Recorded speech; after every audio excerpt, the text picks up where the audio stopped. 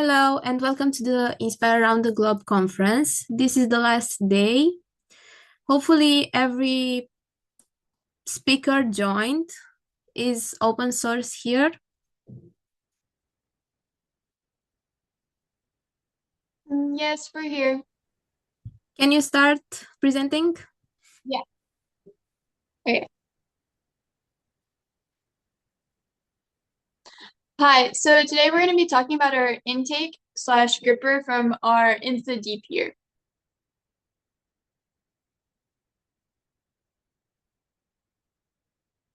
Okay. So our gripper for most of the season was both our intake and output.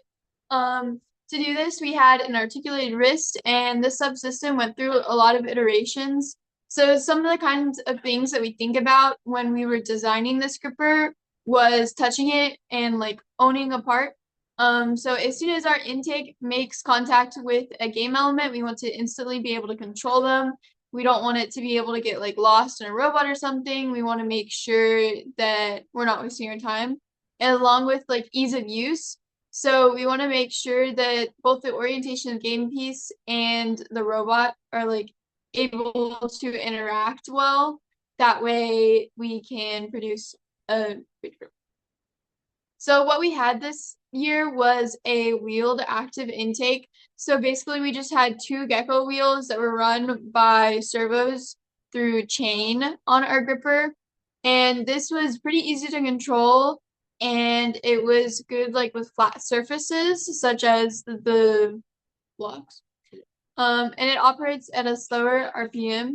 Some of the disadvantages is you can only really do one at a time. And elements can kind of get jammed if the wheels aren't spaced out correctly and it requires more torque. Something that we struggled with as well is that it can be quite heavy, depending on how you're moving those wheels. So we had a couple iterations on our gripper to get it to where we were at the end of the season. So originally we only had one Axon mini servo, like running everything, and then we had a series of gears. But this was pretty heavy, and it also made our scoring a little bit inconsistent because the specimens could flip out.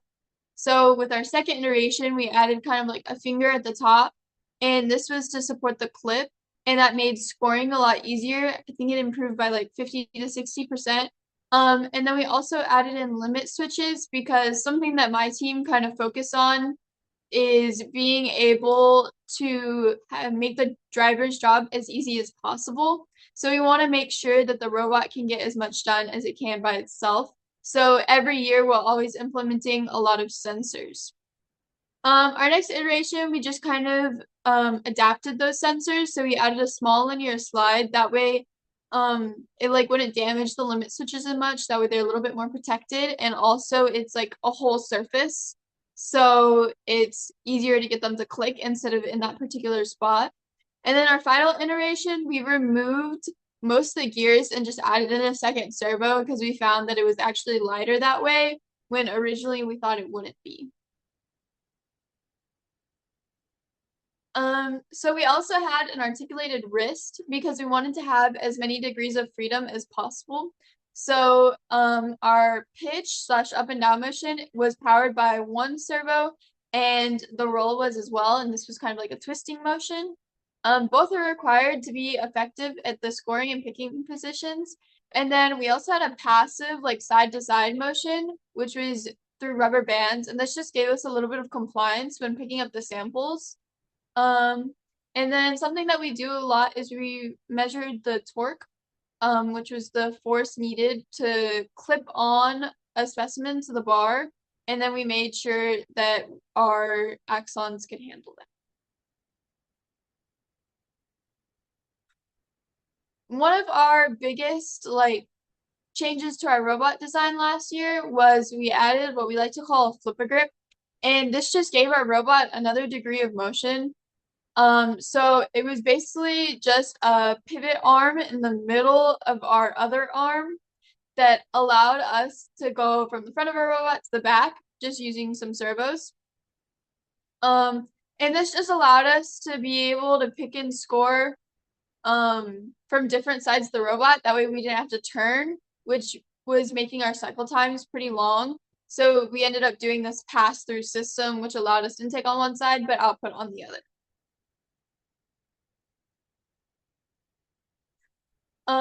From our original arm, we did see a lot of improvement when we switched to flipper grip. Originally, we were only getting about 4 specimens in auto and then 11 in teleop. And then after flipper grip, we were getting 6 specimen autos and about 18 in teleop.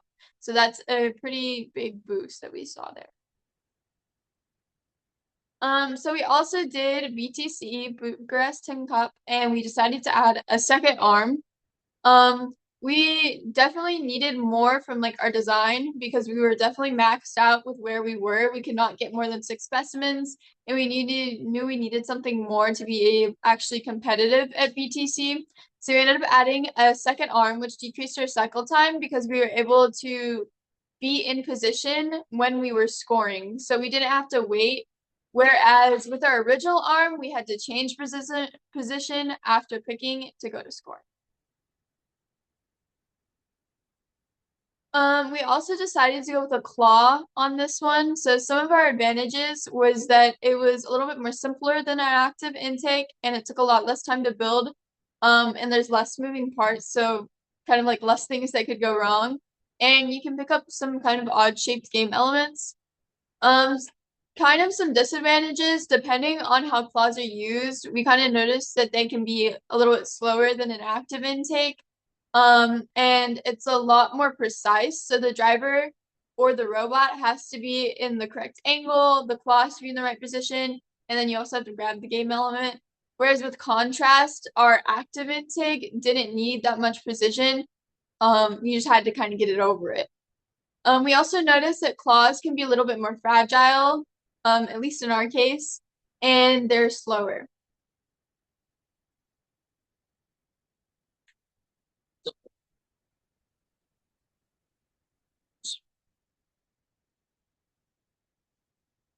We can't hear you anymore. Okay. Okay. So with our claw came a lot of programming. So since we decided to do a whole redesign for BTC, we didn't have time to do a whole bunch of driver practice to just become better drivers. So we decided to let the robot do that for us. So as you can see here, we used the limelight to sense the samples on the ground. And what it did was it used the height of the limelight and the field of view, and it used those parameters to kind of tell the limelight exactly where the samples were located because there's a lot of like drift when it's moving up and down the frame because of the field of view, because as things get further away, they get smaller. So it kind of um, gets a little hard to tell the distance. So we did that. And then for their rotation, um, we used the like the width to height ratio to figure out the orientation of the sample so that we could correctly orient our gripper because when we changed to the claw, we found it was a lot harder for us to pick from the submersible because we didn't have all that compliance that we had with the normal gripper. So we implemented this into our teleop to where we would automatically pick up. And we found this worked really well in practice, but what we didn't plan for was since our arm had to be all the way in for us to pick, it was really hard for us to actually get into the submersible because we would go up to pick and then somebody else's arm would just shoot in front of us. And since our arm was servo driven, we couldn't actually get to the samples. So, but in theory, it would have worked really well. So with all these changes, we weren't able to get a 7 specimen auto. We think we were just a little bit too slow at actually scoring the pieces. But we did make a really cool 6+2 auto with green machines, which we found was super awesome sauce.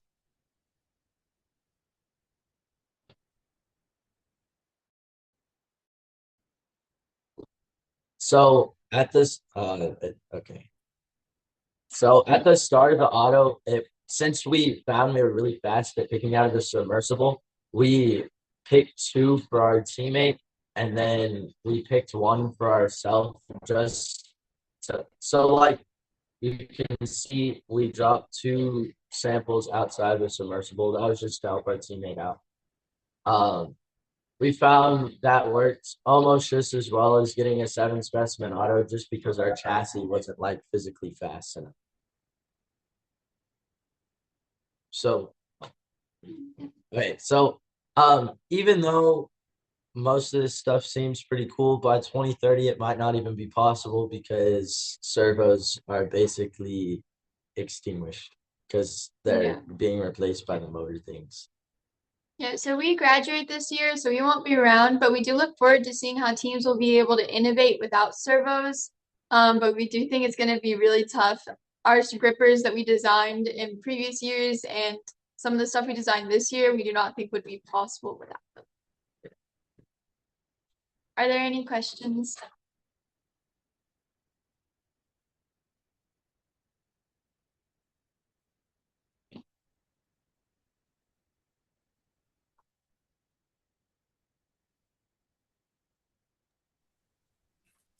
If you don't have any questions, you can write them in chat if you got any questions later about this presentation. And I guess I can continue with Rosophia's presentation. Thank you.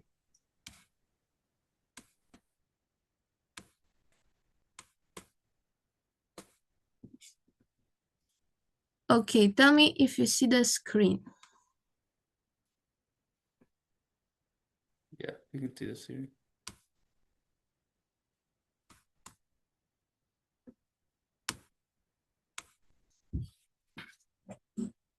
Okay, we are Team Rosophia 1455.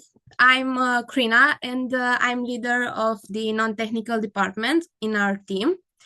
And today we are going to talk about the outreach event and team organizations.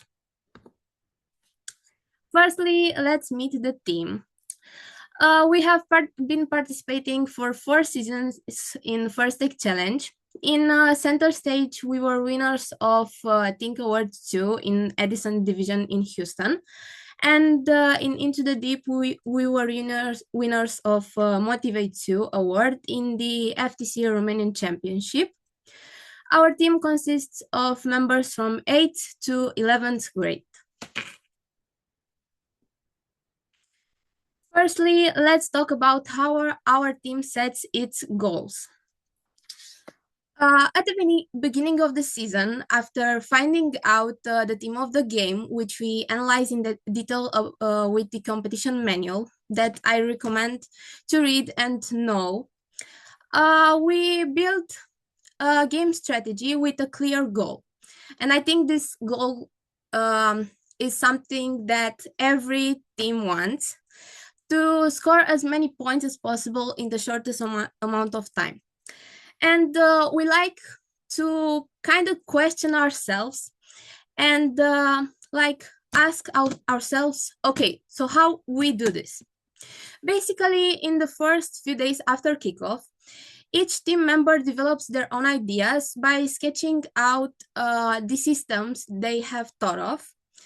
And in the end, each team member presents their systems and how they think they might work and what problems they might have. And also we consult with our mentors, and together we decide what the final product will be. Because we think that from several incomplete or not necessarily good ideas, a very good final idea can be formed. And this process is very important because we collaborate and discuss with our teammates about the goals and about how we can achieve them together. Based on the goal of based on this goal on the field and the description of the non-technical awards in the competition manual, we set our goals for the season.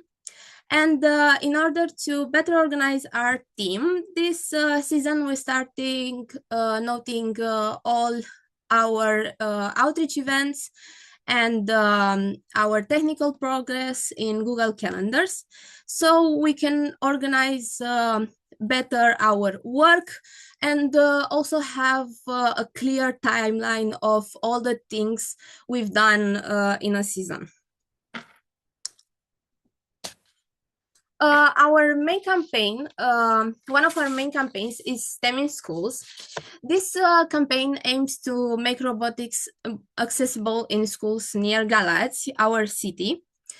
And as part of this campaign, we give annual presentations to the schools in Galați, as well as in schools near the city, in villages or in small towns, where we introduce children to the First Tech Challenge competition, but also the first Lego League competition in high schools, where we might create a first Lego League team there. We always have one of our robots at this kind of presentation, and in this way we try to explain the children in the simplest way possible, with the simplest language, how the robot works, and what is every system of the robot used for. And we also describe in this way the playing field. Also, we let the children to play with the robot, and we encourage them to ask as many questions as possible, so they can find out more about the competition and also about what we do in our team. Next, I'm gonna talk about another big program that we have.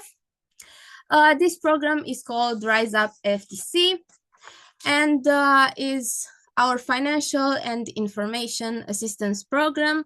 Throughout, we help teams internationally, and depending on each team's needs. This way, we offer the teams constant help throughout the season. And this program aims to increase the level of the competition, mainly in our country, but we want to expand the program and also help more teams from outside the country also. Basically, during the courses, we have teams with technical aspects, mechanics, 3D modeling, programming, as well as non-technical aspects, outreach, fundraising, team organization, and the engineering portfolio. And also, one of our goals in this program, we want to give the old teams in that have started long time ago in the competition a chance to progress and I don't know, to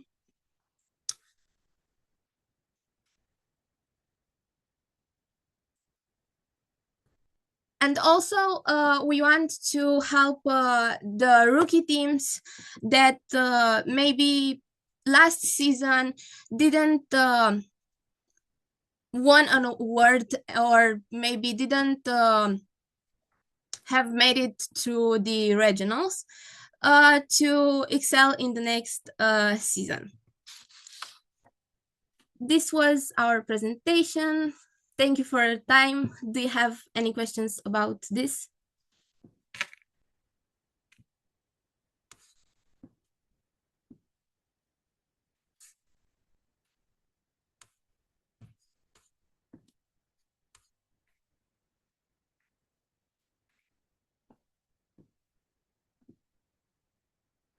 Okay, if not, then I can, then can Juniper Robotics continue? Yeah. Just present my screen.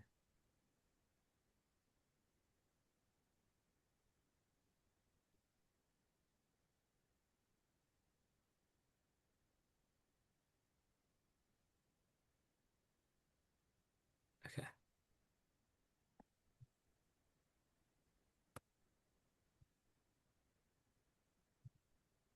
Can you guys see our screen? Yes. Okay. Hello, my name is Josie Sadler with Juniper Robotics, and I've been programming for 4 years now. And hello, I'm Omkar. I'm the software lead for Juniper Robotics, and today we're going to be talking about our software architecture. So just a little bit about our team. We're Team 16449, Juniper Robotics. We were founded in 2019, and we've got 15 members and about 5 programmers. And one of our biggest achievements was in the center stage season at the World Championships, we were able to win the Control Award, first place for our division. And the reason for this was mostly due to our software architecture. We used a framework or architecture called finite state machines, and that's what we're going to be talking about today. So, what are finite state machines, commonly called FSMs? They're software architectures that break your robot's code down into different states of activity. Some places that these are used in real life are in elevators, automatic doors, and even traffic lights. So essentially, by using the input from sensors, motors, and other hardware devices on your robot, it automatically switches the system between different states depending on what your robot is currently doing. You can implement FSMs with a switch statement and an enum. The enum is used to define the different states your robot can be in, and the switch statement is to switch between these states. Now, there are many ways to code your robot, and all of them have their benefits. You can use command base, which is easy to code because you're just running different commands that have already been coded at different times throughout your code. But you don't have a lot of control over your robot and your code because you haven't made these yourself, and so you're working with the limited functions that you have already made by other people. If you'd like more control, you can use a linear structure, which is also simple and offers more control, but it's harder to debug and it's not very modular, and it also can't run parallel tasks, which means that your robot is going to be inherently slower because it can't run many tasks at the same time. Now, if you use FSMs, it's very modular and really easy to debug, and it creates a dynamic system. And it also runs parallel tasks really well. So your robot's going to run faster on its own because it can do so much at the same time. The only issue is that FSMs can be complex to code, so it's not the best starting place for beginners. So as Josie mentioned, we used FSMs for software architecture, but we didn't simply use one FSM, but instead we took this concept and designed our architecture based on it. Before I get into that though, I just want to introduce our robot so that it's easy to understand the architecture. So first we've got our intake, which is basically this rolling mechanism which sucks in the artifacts. We've also got a transfer, which just kicks the artifact up into the launcher. And then in the launcher, we have a flywheel, we have a turret, and then we have a hood, which controls the pitch. And all of these three things on the launcher are controlled autonomously with the limelight camera and the pinpoint. So now getting into the software architecture. So this pyramid is basically what we've um, come up with uh, in the center stage season. But this architecture, the nice part about it is that it can be reused, and this is how we're using it this year. So if we start from the bottom of the pyramid, there we've just got hardware wrappers. So that's just like your motors, your servo classes, but usually we don't want to use that class directly because we want to do some low-level math like rating position in degrees instead of ticks, just simple things like that. So that's why we usually just have a hardware wrapper. Next up is the low-level FSMs, and this is the first level of the FSMs. Um, these FSMs don't actually issue any commands to the robot. They're not telling the robot to do any actions, but rather they're going to report the status of the robot. And that's going to happen with a sensor reading. So each mechanism has some kind of a sensor, usually, even if it's just like an encoder for the motor. It's got some kind of a sensor, and based on it, the mechanism can go into a certain state to report its status. So, for example, if we take our intake, the low-level FSM, we call it the roller, and the roller's got an encoder on it. So it can read its velocity, and based on it, it can say if the velocity is positive, then okay, it's intaking. If it's zero, it's stopped. If the velocity is negative, then it's ejecting. And then next up, we have the high-level FSMs. So these are the FSMs which actually issue the commands on the robot. And they're going to take in the gamepad button readings. And if the task is automated, then maybe just the low-level FSM states. And based on that, it's going to decide which state to go into. And there is where the commands are actually issued to the robot. So the intake, for example, the high level could say, ramp up the intake to this velocity, to this target velocity. And finally, on top, we have the main teleop class. This is the class that we run, and that's where all the high-level FSMs will be updated and the gamepad readings will be passed in. The thing with finite state machines is that they're simply a system where you can be in one state at a time. Um, and they don't inherently give parallel tasks unless they're organized in an architecture which will allow for them. So this hierarchy, FSM hierarchy, is a great way to actually allow for parallel tasks with finite state machines. So now that was a lot of theoretical information. So let's try to look into some of our code to actually understand how the low level and high level FSMs work.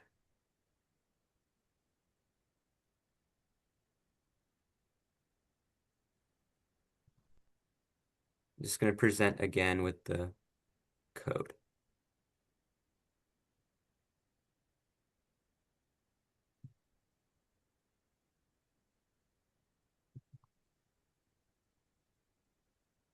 Okay, so for a code example, let's look at the launcher.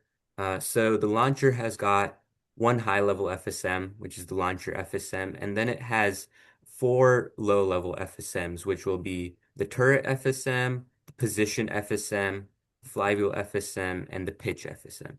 So for the example, uh, let's look at the pitch FSM as our low level, and then the launcher FSM as our high level.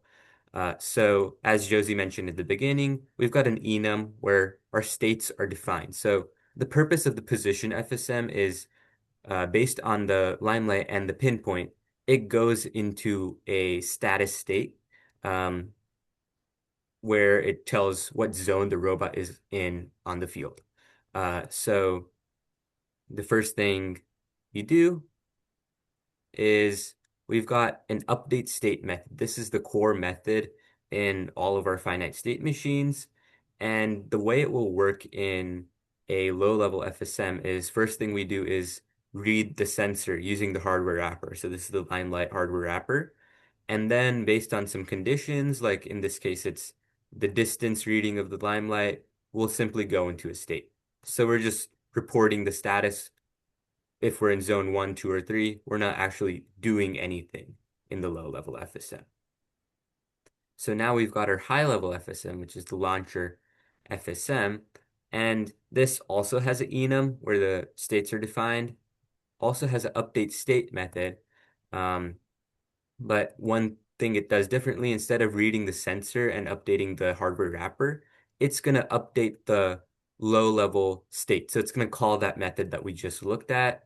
And then it has another method. It has the find target state method, which takes in the gamepad readings from main teleop. And based on conditions from the gamepad readings or other conditions, it will go into a certain state.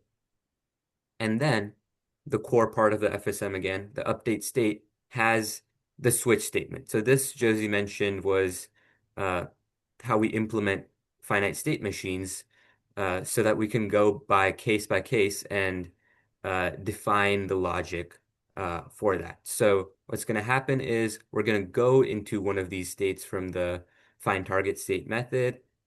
Commands are going to be issued to the robot. So things like set target velocity, set target angle, and these are just methods we've defined in our low-level FSM class. And then based on the low-level FSM state, we'll know, okay, this is the status of our robot, and we can switch states to something else.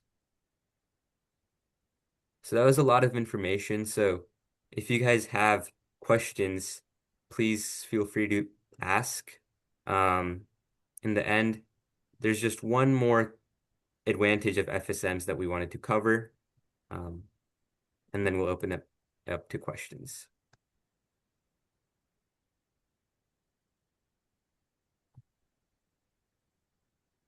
So as far as testing goes, JUnit's generally the mainstream testing application for Java, and it uses two main libraries or packages. It uses Mockito and assertions.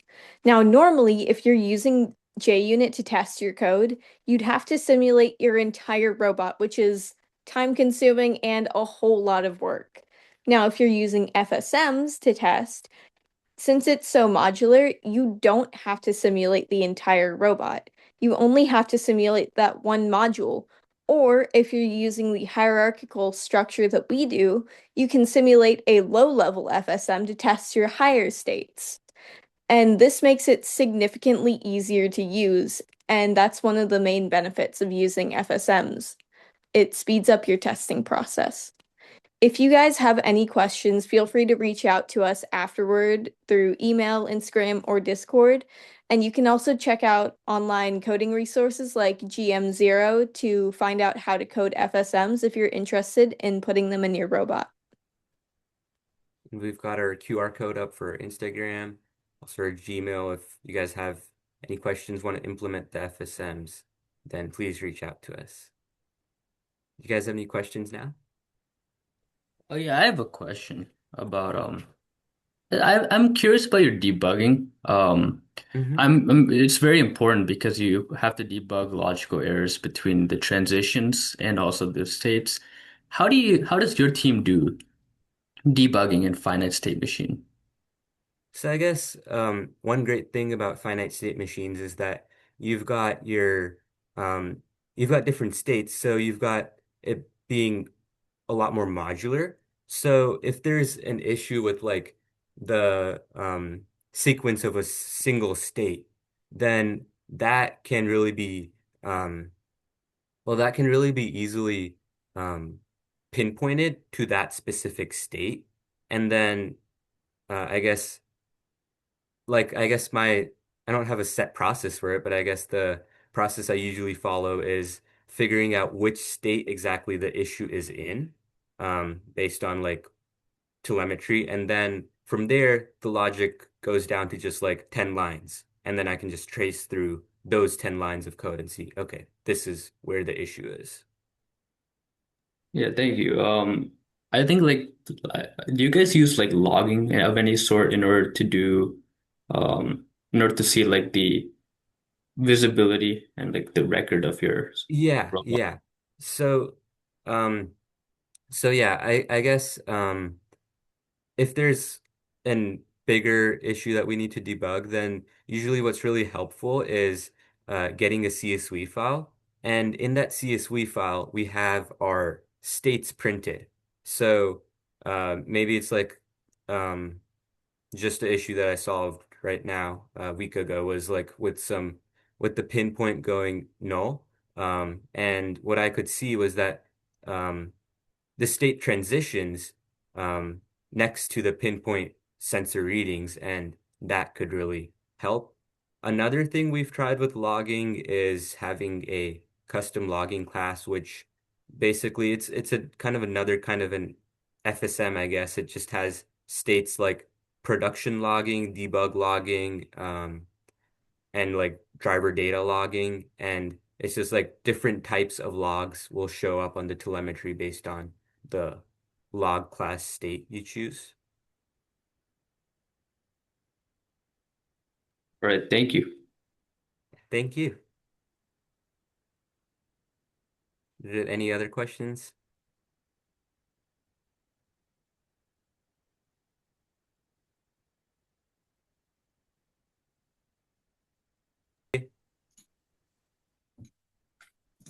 Okay, can Tara Bridges present now? Yeah, sure.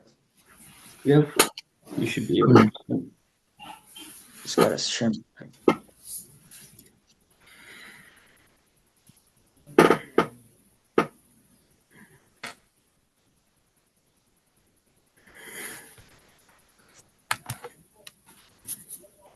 All right, you can see my screen, right? Yeah. Okay. So, hey everybody, we're Team 18603 Terra Bridges. I'm Ashwin, I'm Rohan. And I'm Sid. and today we'll be talking a little bit about how we connect with our community with robotics. So, just a little bit about us. We're part of our high school's robotics club in Pittsburgh, Pennsylvania.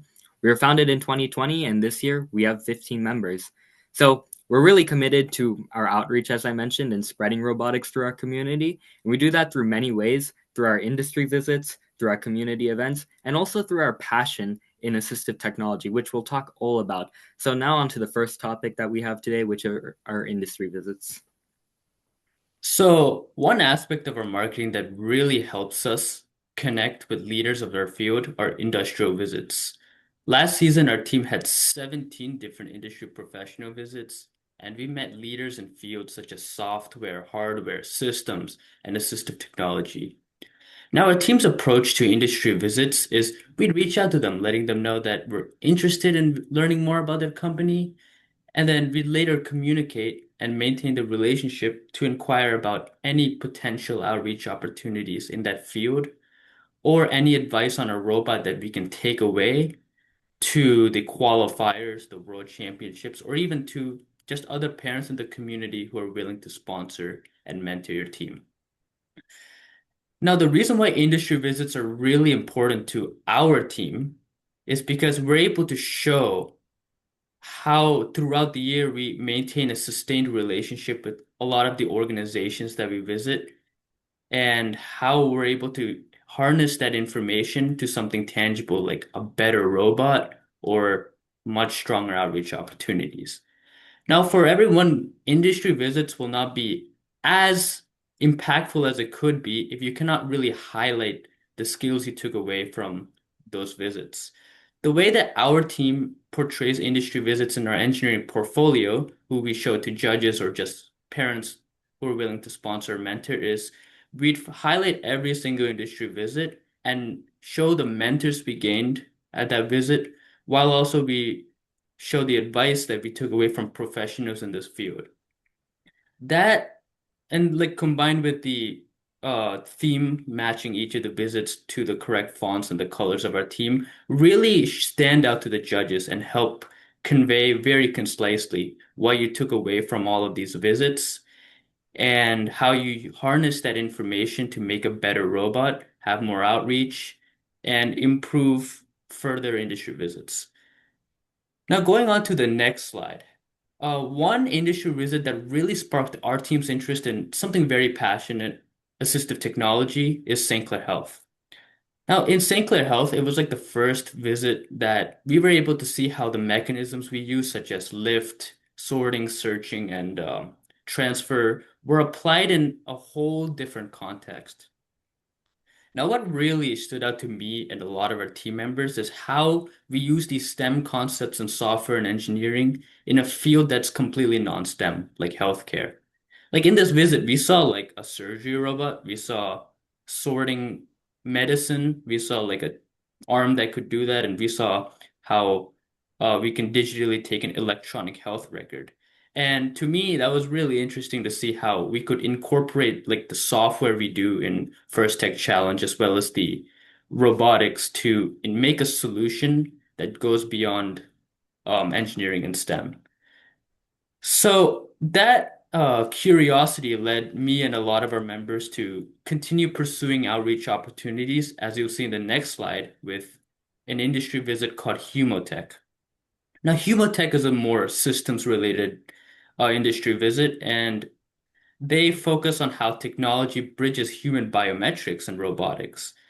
And we kind of saw some of the systems that they created, and it was the first industry visit where we saw how our team could make an impact in a field like healthcare, where we could make solutions like maybe modifying toys and stuff to improve mobility. And that's precisely what Humotech did. Like they're simulating human movement allowed them to develop solutions to help people with mobility. So that's really one thing that our team got inspired to do with assistive technology. And so another aspect of our team, as you see in the next slide, are community events, which I'll pass it off. Thank you, Sid. So, community events are something that a lot of teams do, and our team also participates in community events. Like we host booths at, we're a Pittsburgh-based team, so we host booths at the major Pittsburgh events, whether they're STEM related or non-STEM related. But one major thing that we learned last year as a team is there's a very common mistake that a lot of teams, including ourselves, make when hosting like booths or events, and that's not having any way to grab people's attention. Sometimes your team might just act like talk to people or hand out brochures.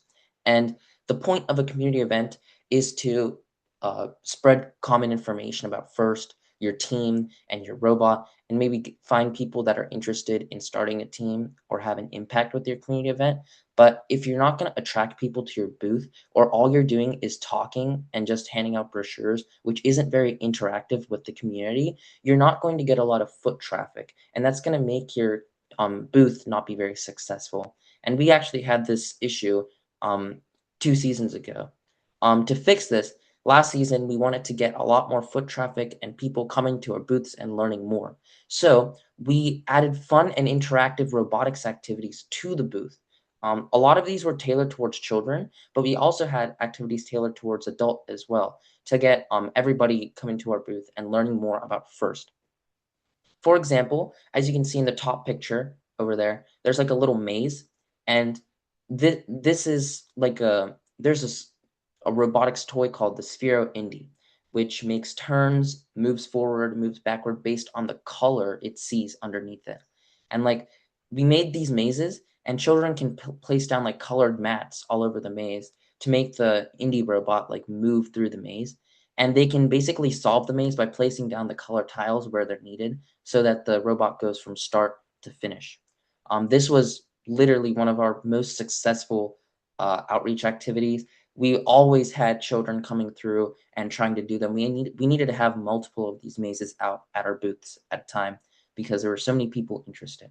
And this was also a great way to find children who really were interested in robotics but might not have known, and kind of spark their curiosity because their families often wanted to learn more. And we were able to give them first brochures and information about FIRST Robotics, as well as general robotics opportunities in our city.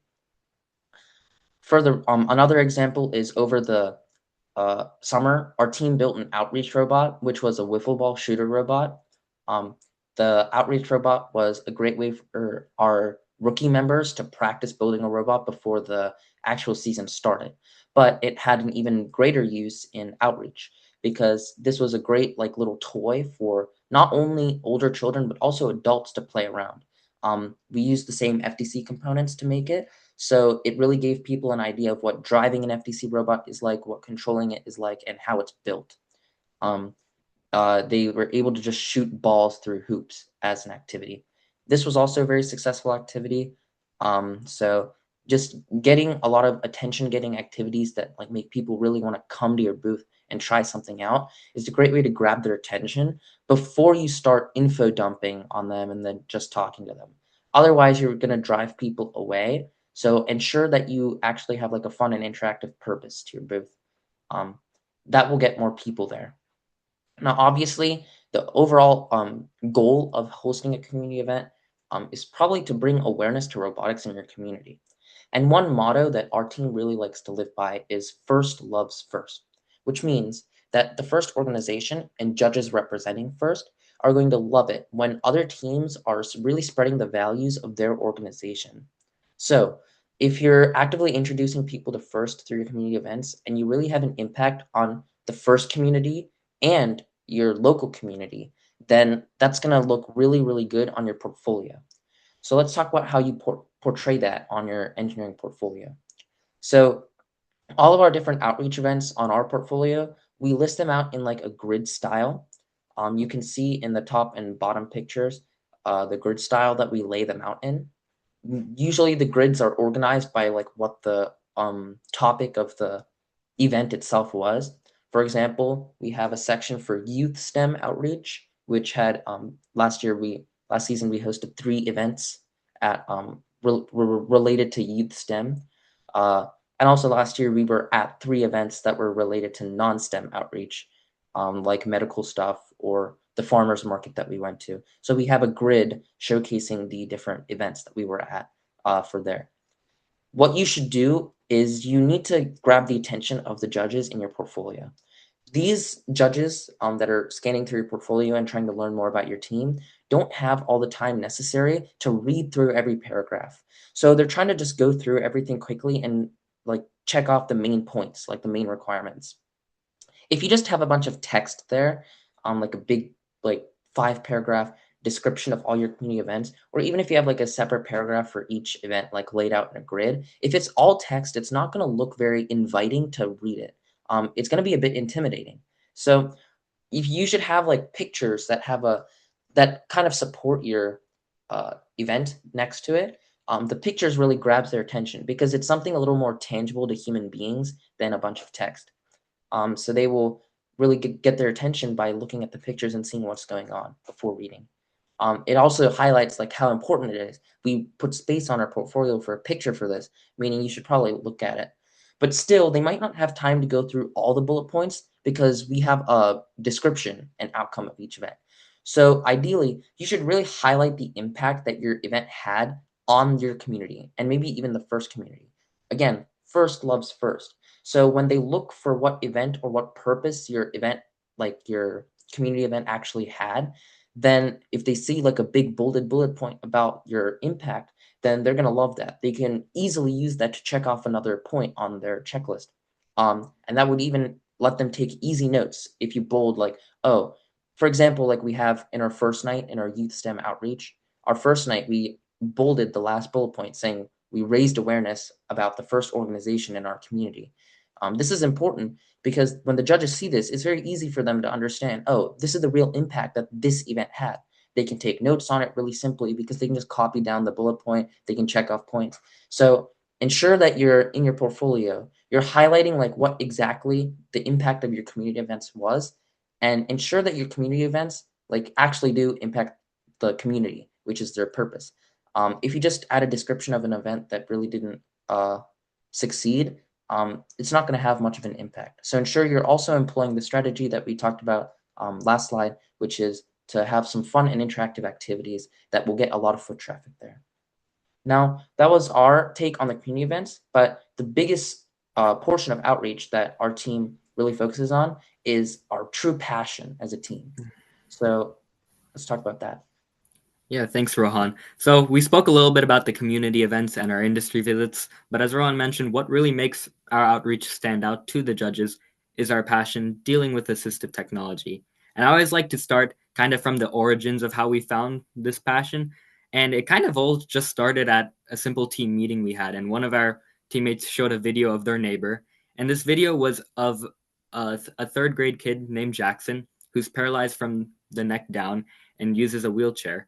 And this video showed Jackson just playing video games with this assistive device called a quad stick. And this device went into his mouth, and different actions with his mouth would then correspond to different functions in the video game. And on our team, we have a lot of people interested in technology and also games. So we decided to invite him to our space and just show him a little bit around with our robot and all that stuff.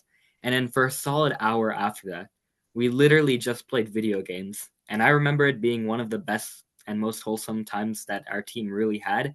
But it really drove home an emotional connection that we had with him. And beyond that, we all realized that, this is something we want to pursue. So how did we do that? And how did we bring impact to our community? So, as Sid mentioned earlier, different industry visits. Normally, at different industry visits, we try to make some of them oriented toward our passion of assistive technology, so we can learn more. And then after we learn, we try seeking out opportunities from these industry visits. And then when we find opportunities, we then just explore it and try to make a difference. So, and then the last point about that, this is really what made our outreach stand out, not because it was necessarily assistive technology, but I think because the judges really saw that we had our own passion. And on the next slide, we'll just show a small video of us playing video games with Jackson here, just a fun video. Yeah, you can see all of us just huddled up around there, and it was I remember that being one of the most fun times we had as a team, actually. And so those different opportunities that we got through this, we'll talk about next, starting with Go Baby Go. Thank you, Ashwin. So obviously, our industry visits really help us connect our interest for assistive technology and what we actually do to make assistive technology. We knew ever since we met Jackson that we really wanted to help children like him right away, maybe with mobility issues or just disabilities in general. So we looked around and we found out that there were like what's it called? Physical therapists and occupational therapists. And we actually discovered this really unique program that Chatham University does called Go Baby Go, where their PT and OT students, their therapy students, they make like ride-on cars for kids with mobility issues. So we reached out to Chatham University and they gave us the opportunity to make 2 of these ride-on cars. And what these are essentially is, like the little plastic ride-on cars that little kids can get into and they can hit the accelerator pedal and move. Children with disabilities such as paralyzation, like from the waist down, can't really move their legs. Or if they have less fine motor control, they don't really have the ability to move their limbs in the same way as we would, because it might be more difficult for them.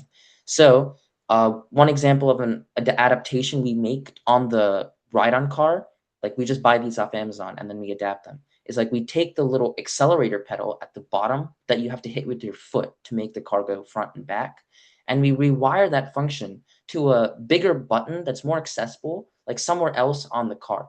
It really depends on the child that we're making it for and what their disability is. But we tailor make these cars for these children based on what their needs are. So, for example, we can move it to like a big button on the steering wheel that they can easily click with like their entire fist. That will make the car move forward and back if it's in reverse. Chatham University, another thing that we do is like add safety features, like a 5-point harness for children that might move around a lot, or adding like soft padding and foam around like the more dangerous areas, because some of these cars don't have a lot of good safety implemented into them. Chatham University helped us through making the first two ride-on cars last season. But this season, we are doing this by ourselves, and we're adapting a lot more ride-on cars. We're currently have 5 done so far, and we're aiming to do a lot more in the season. Next, we can talk about our Child's Way. So in addition to Go Baby Go, another assistive technology organization our team has strongly connected with is Child's Way. Now, to provide some context, Child's Way is an organization that provides daycare to medically fragile children. And initially, we learned about Child's Way through research and then an industry visit, learning more about their organization. But unlike almost all of our industry visits before, except Go Baby Go, we were able to build a strong connection with Child's Way because we had the opportunity to visit them again and this time actually make assistive toys and modify switches so that their nursing children have a much easier time to play with stuff like bubble blurs, as you see in the picture below. And so I remember in this visit, we brought like a few bubble blowers over and we saw them play much easier with bubbles. Like we just soldered some wires around to get the switch modified. The purpose of the switch was to make it much easier for these children to play with the bubble blowers. And so we brought some bubble blowers over and they played with it. And we saw like how joyful everybody was. Like all of the teachers, everybody was excited that our team was doing something in the community to make a change and improve the lives of these children. And just like Go Baby Go, we're still maintaining a strong connection with Child's Way today. And we have now plans to make new toys and expand the number of bubble blowers we're making, and even potentially making a game, like games that these guys can play with, like eye tracking and all that. It's just like a plan that we had. So Child's Way is another really strong connection that our team has in assistive technology. And now we'll talk about the Snow Build Day in the next slide. Yeah, so we just spoke about Go Baby Go and Child's Way, which were organizations that we partnered with to make more differences. But all of this is about, as a passion, is to grow and make more impact in our community. So those were organizations that we partnered with. But the Snow Build Day is us taking the next step to have our own community build day that we host. So anybody can just build one of those toys and connect it to an adaptive switch. And so we're kind of also helping Child's Way and other places as well, because after the Snow Build Day with our community, we'll then donate all those adapted toys. And that's just amazing that we've grown so much from just simply playing video games with just a third grader in our community to now having a full-on community build day with everybody to make more toys and just help everybody. And I stress that I'm not telling you, everybody here, go do assistive technology exactly, but rather to just find your passion and really pursue that, because I think that's what the judges saw from us. They saw a team who was really passionate about what they're doing and just wanted to make a huge impact and difference in their community. Oh yeah, and then a little bit about how we showed that in our engineering portfolio, because there's so much information that we have to convey to the judges. So you can see on the left, with Child's Way, we kind of gave a small description about what it is that we do, and then a pretty nice touch that we were able to add is that after we donated those toys to Child's Way put out a small Instagram post about what we did, and so we were able to take that Instagram post and just put it into our engineering portfolio, really showing the credibility and the genuine impact we had with Child's Way. Then on the right, you can see Go Baby Go, and we kind of gave a small description of us as the partnership that we have with Go Baby Go, and then a small picture over there. And then finally, those numbers there, 1, 2, 3, just show the different modifications that we made to the cars, like the 5-point harness or the foam headboard, or rewiring the accelerator pedals to just a big button on the steering wheel. And all of this really shows the judges the actual impact. So every team's journey to making strong connections in their community and winning the Connect Award is different. And as first place Connect Award winners in the Edison division, we're fully aware that assistive technology specifically is not for every single team, as Ashwin said earlier. So our advice would be to just meet up as a team and find something that your team as a collective whole is passionate about so you can pursue for the rest of the year. Mm. Thank you. Yeah, thank you guys. Are Thank you there very any much for listening. questions? Mm.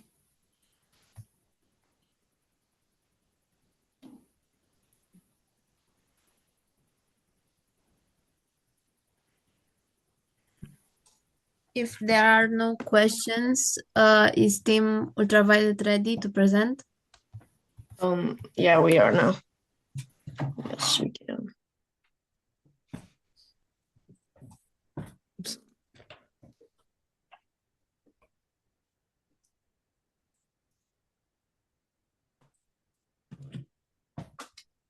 Okay.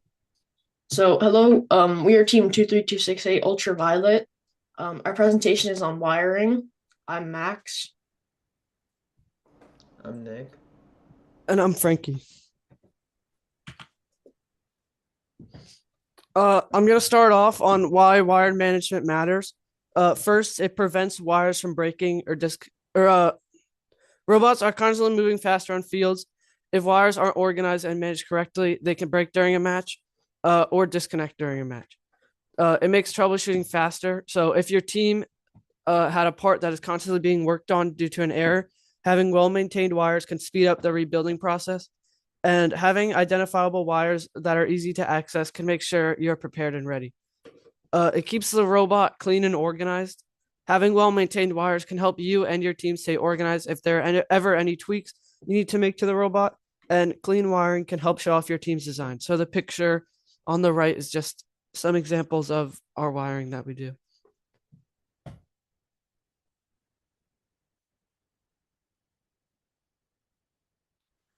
Number one rule, never leave free hanging wires. Free hanging wires can tangle. If wires are not secured properly, over time they can tangle and build up tension, which can result in the wires unplugging, which can then disable the robot. Other robots can rip them off during matches. So if at any time you have wires sticking out during a match, another robot, whether it's on your alliance or if you're going against them, it could get stuck on them and rip them out. And then if it was an important wire, it could cause that wire to break, which will lead to your robot being disabled. You always want to secure and protect your wires. Securing your wires the correct way can lead to better performance in matches, as you have less of a chance to get disabled. And it will overall help with time management and give your robot a cleaner appearance. So in the image on the top, we have a bad example. You shouldn't have loose hanging wires. And then on the bottom, this is some wiring. It's secured with zip ties. Planning your wire space. You want to leave space for your wires while you're 3D modeling. Making sure you have space for your wires well in CAD. This can ensure your robot had enough space to contain all your wires. You need to know this because of the sizing. So like if you don't save space for wires, some could stick out and go over the sizing limit, which is 18 by 18 this year. It prevents wires from being crushed or tangled. So having pre-planned space can make sure none of your wires get tangled or crushed during the building process or during matches. Crushed wires can lead to the wires being damaged, which can result in them not functioning correctly. And it helps with airflow and organization. So having planned space can help organize your wires due to having a plan on where you would group wires with other wires. For example, you want to group servo wires together. Having space can help with the airflow in your robot, which can help make sure nothing overheats and becomes an issue. So the images we have at the bottom, the one on the left shows the CAD design, and then the one on the right shows the actual robot. And what we did with all the motors and servers and stuff is we kept them relatively close to the control hub besides the shooter on the top. That way we would have less wires to deal with throughout the whole robot. Organizing your wires. You want to make sure your wiring is easier to understand. So grouping your wires can make wiring easier to understand because it can simplify the complex groups. So if you have all your servo wires in one spot in one big bundle, it makes it easier to maintain and easier to locate throughout your wiring process. It also makes it easier to track your wires. So like instead of having to navigate a motor wire through a huge bundle of other wires, you can know exactly where all of your motor wires are, which can speed up the troubleshooting process, like I said earlier. So you want to group similar wires together, like motors with motors, sensors with sensors, and servers with servers. So grouping your wires in the same groups can help with organization and can help with time management. If you have all the wires grouped together, you won't have to spend time looking for those wires. As you know, all your motor wires are in the same spot. So at the bottom, we have a picture of all of our motor wires going to the same spot. You want to label your wires and your motors and sensors. So labeling your motors with numbers on the port and on the motor itself can make tracking your wires easier. So, like for example, if you have to unplug a servo wire, instead of tracing the wire from the servo directly back to the control hub, you can just unplug the port, like for example, port number 5, instead of having to follow it all the way back. And this also helps with configuration in case you're setting up for the first time or you got reset and you have to reset it. It saves time during repairs. So if your team keeps needing to repair a part like a servo, having labeled wires can help you navigate easily where that servo wire plugs into another. And it keeps your wiring organized. Keeping wires organized can give you a faster inspection during a meet. So like if wires are easily identifiable, referees can clear your robot faster, which could give you extra time on the practice fields. And then with the pictures, we have a servo labeled with the number 5, which plugs into port number 5 on the control hub. You're muted.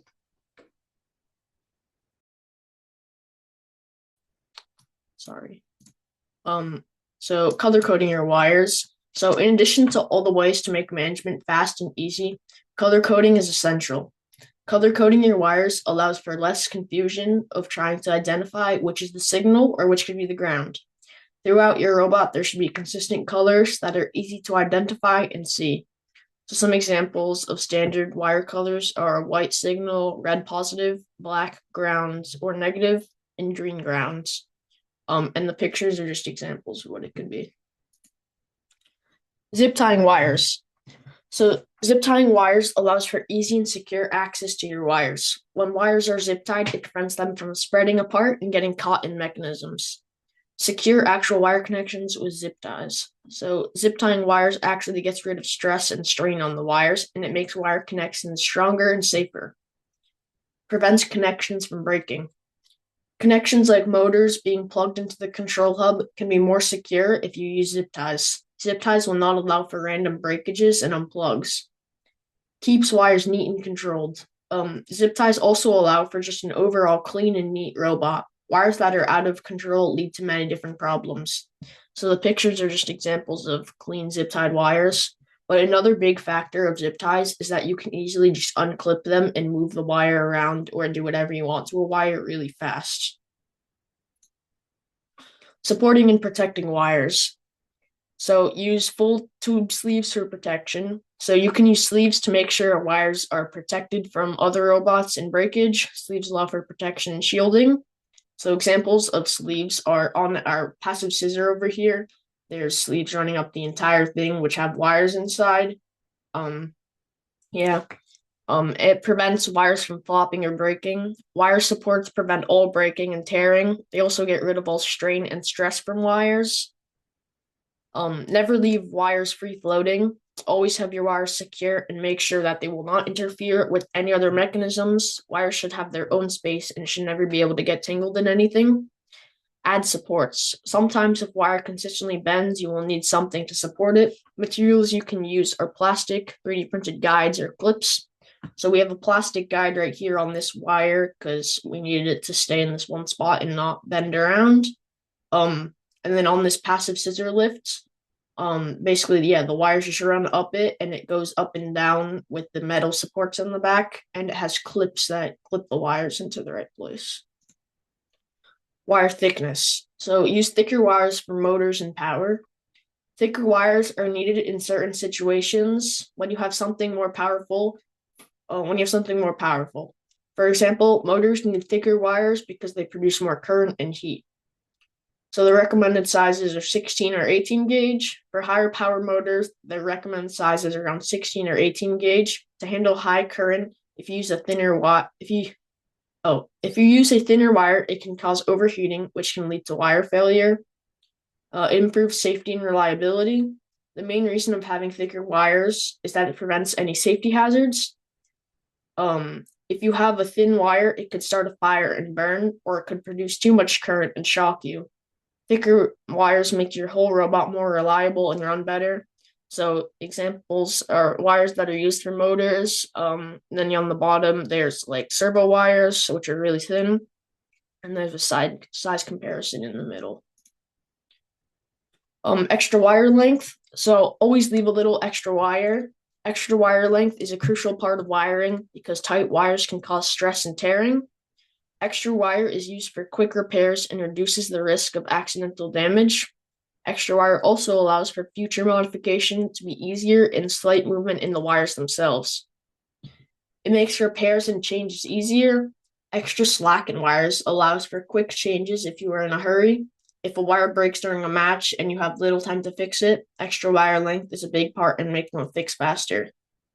It reduces stress on connections. So extra wire length reduces stress on connections between ports because a tight wire can easily be unplugged.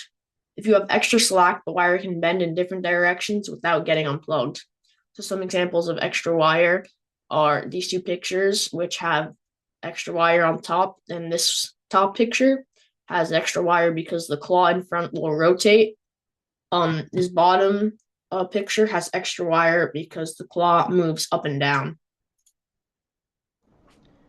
So now we're gonna get into some methods that we have for connecting wires. Our old method is soldering the wires directly. So we soldered them together and covered them with heat shrink to insulate them.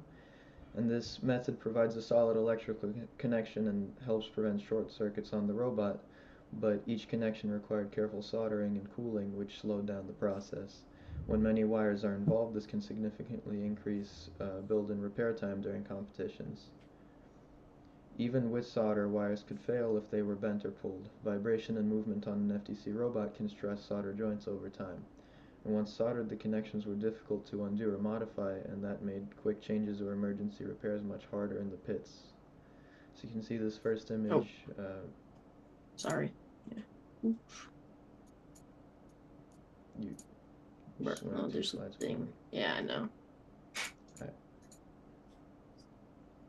The first image, those are heat shrink wraps that we would put around, and that's a soldering iron in the bottom. The improved method is these soldering connectors you can see in the first two pictures. So these are pre-made connections that reduce the amount of soldering needed, and it speeds up wiring during initial assembly and last-minute fixes. These connections are stronger and less likely to fail over time. They handle vibration and repeated movement better than hand-soldered joints. Parts can be changed without cutting and resoldering the wires, and this is especially helpful when swapping motors, sensors, or control modules.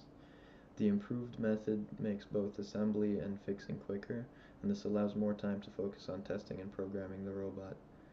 So you can see those are the connectors up there in use, and that's a heat gun in the bottom, which is all you need to use to connect them and to melt the solder. We also use quick connector boxes with these levers on them. They allow wires to be added or removed without any tools, and this makes rewiring fast and reduces the risk of damage. Connections are made securely without using heat or solder, and this removes the risk of overheating components or melting insulation. They make it easy to test circuits and troubleshoot problems, and temporary changes can be made without committing to permanent wiring. We use these often when there's a servo that we know we might need to replace during a meet if it's like a heavily stressed servo. So you can see in the top image the servo is directly plugged into one of these boxes. So if we needed to replace it, we just flip up the levers, take it out, and put a new one in.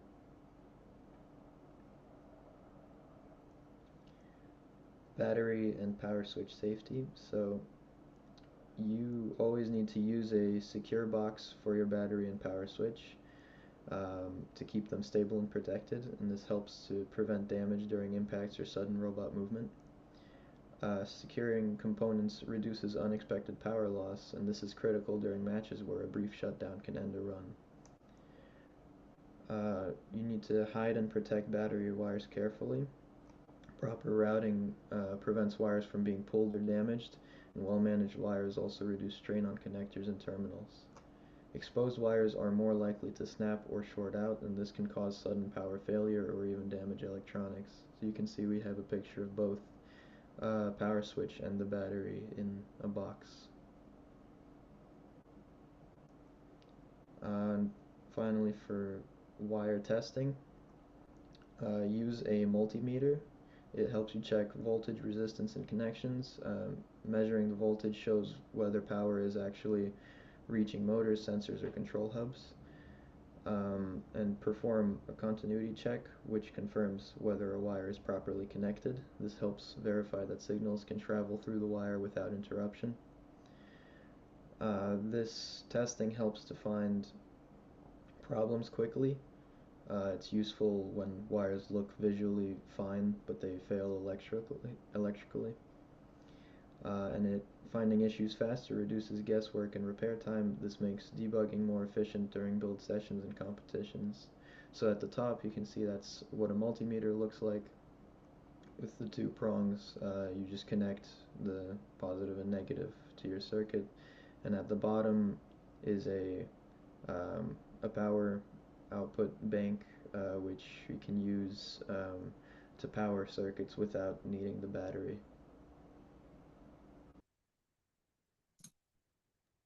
If no one has any questions, we can continue with Robo Players. Thank you.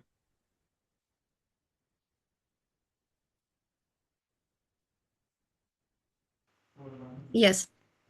Okay. So hi, we're Team 18270 Robo Players, and here's our Into the Deep insight. So here's just a small overview of what we'll go over today. So we'll start with our analysis of claw versus active intake. So during the season, we decided that an active intake would be more efficient when the driver positions the robot. However, a claw can effectively and quickly grab a sample without fail. So we decided that active intake provides faster grabbing, while a claw can be more accurate if used correctly. So the benefits of an active intake is that it's faster and there's a higher tolerance for error. However, some of the costs are that it takes up more space on the robot and it can also take more time to build. For a claw, some of the benefits are that it's easier to CAD and build and there's improved control, but you need to align the claw. It needs more degrees of freedoms to work well. And yeah. So for an active intake, there's a 75% chance of getting the right color, which is an average of 1.34 tries before getting the right color. And for a claw, there's a 97% chance of getting the right color with an average of 1.03 tries before getting the right color. And there's an average of 1.34 seconds before getting the right color for an active intake, and an average of 3.09 seconds before getting the right color for a claw. So next we can move on to some prototyping and iterations that are intake phase. So at the beginning of the season, we decided like we had two main ideas. So one of them was a single top roller. So this could be either gecko wheels or surgical tubing, and then a dual side roller intake, and that's what we ended up doing. We prototyped these using a 3D printer that we have at home. So here you can see our first prototypes. On the left, we have the single top roller. So it's just one motor belted to a set of boot wheels at the front. And it worked, but sometimes if the sample was perpendicular, it just got jammed and the intake wasn't able to move. And then for a dual side roller intake, which you can see here on the right, it was able to pull in samples well from all sides. So that's what we ended up testing more. Yeah, so so this was our version 1 roller. This is our prototype. So as you can see here, it was able to, this is a very rudimentary prototype, but it was able to reorient the sample so that it can intake it in that particular gap, and this is why we chose to use this kind of intake.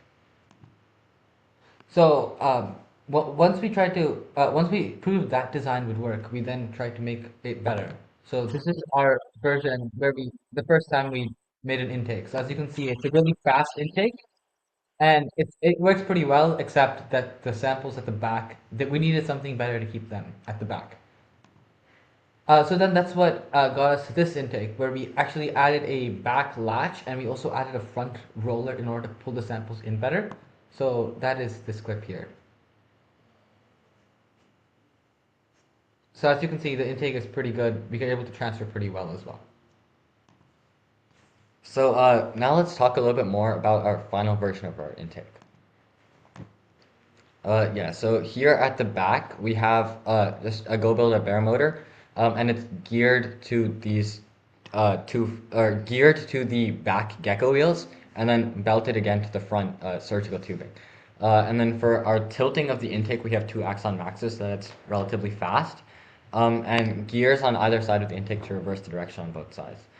And then something that we added later was the latch, which is linkage driven by a servo and then can move up and down. So this controls when we can transfer and when we eject the wrong color. And then we have a top roller. As you can see here, it's just axon bevels and then belted to the top so that the samples don't get kicked away whenever we extend it. And Wani, do you want to talk a little bit about the software? Yeah, so we added a few software features on our intake to basically optimize its performance.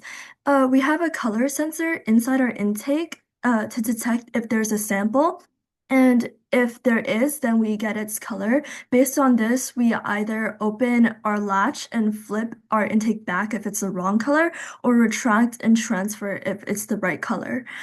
We also have automatic pulse eject while retracting, basically kind of reversing our intake for a really short time in case we're controlling two samples at once.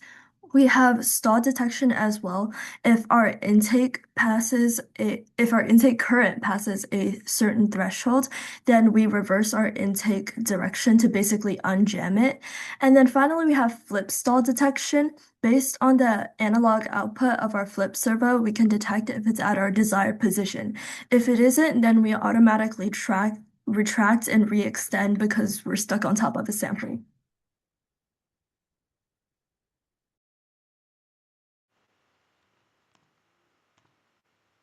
Okay, so after Worlds, we also went to MTI and BTC, and for these off-season events, we made a few improvements.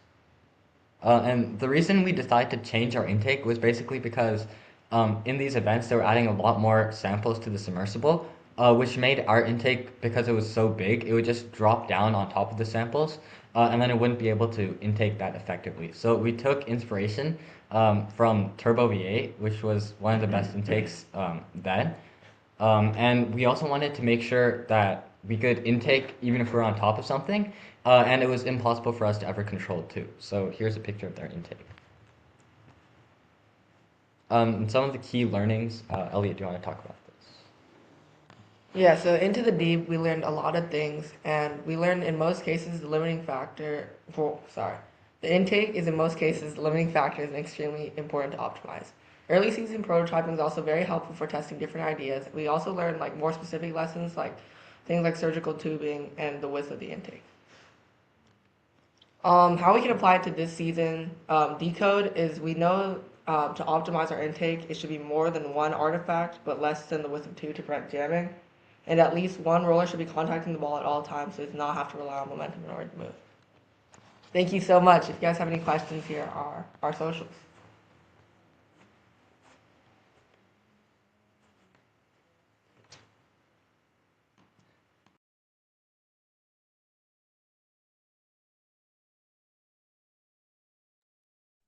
If there are no questions, thank you for all the presentations.